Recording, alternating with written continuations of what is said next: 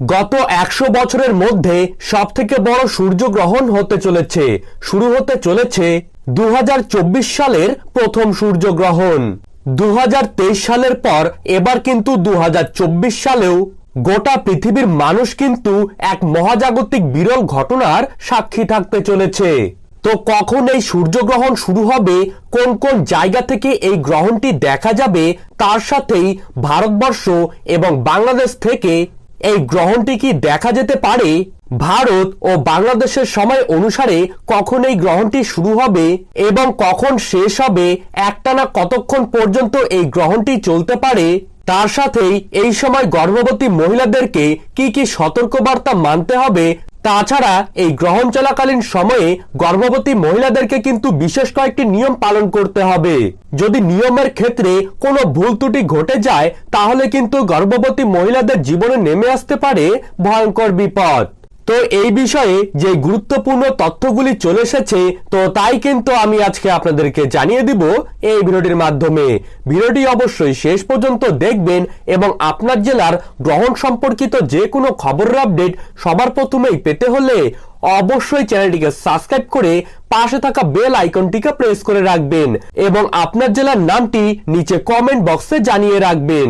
তো চলুন ভিডিওটিকে শুরু করা যাক। 2024 সালের প্রথম সূর্যগ্রহণকে নিয়ে ইতিমধ্যেই কিন্তু সাড়া পড়ে গিয়েছে বিশ্বজুড়ে। জ্যোতিষশাস্ত্র অনুযায়ী চন্দ্রগ্রহণ এবং সূর্যগ্রহণে কিন্তু ধর্মীয় মাহাত্ম্য রয়েছে এবং যার শুভ ও অশুভ প্রভাব কিন্তু লক্ষ্য করা যায় প্রায় প্রত্যেক রাশির জাতক জাতিকার জীবনে।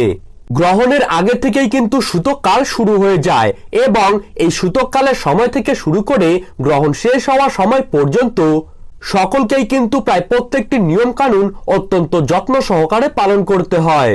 গ্রহণের সময় আপনারা কিন্তু চুল বা নখ কাটবেন না, তার সাথেই এই সময় ঘুমানো একদমই উচিত নয়।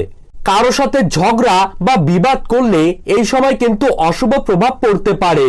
তার সাথেই ছুরি, কাঁচি বা ধারালো যে কোনো বস্তু দিয়ে কোনো রকম কাটাকুটি করবেন না। গ্রহণের সময় পশু পাখিদেরকে খাবার দিয়ে তাদের সেবা করুন। গরিব মানুষদেরকে এই সময় বস্ত্র অথবা অস্ত্র দিয়ে তাদের সেবা করুন। এতে কিন্তু আপনার উপর গ্রহণের শুভ প্রভাব পড়বে এবং অবশ্যই গ্রহণ শেষ হলে স্নান করে নেবেন। 2024 সালের প্রথম সূর্যগ্রহণ হতে চলেছে 8ই এপ্রিল অর্থাৎ সোমবার। এদিন কিন্তু 9:12 গ্রহণ শুরু হবে এবং 2:22 এই গ্রহণ কিন্তু শেষ হয়ে যাবে। পশ্চিমবঙ্গ এবং বাংলাদেশের প্রত্যেকটি জায়গা থেকেই এই সূর্যগ্রহণ দেখা যাবে, ফলে এই সময় আপনাদেরকে কিন্তু অত্যন্ত সাবধান থাকতেই হবে।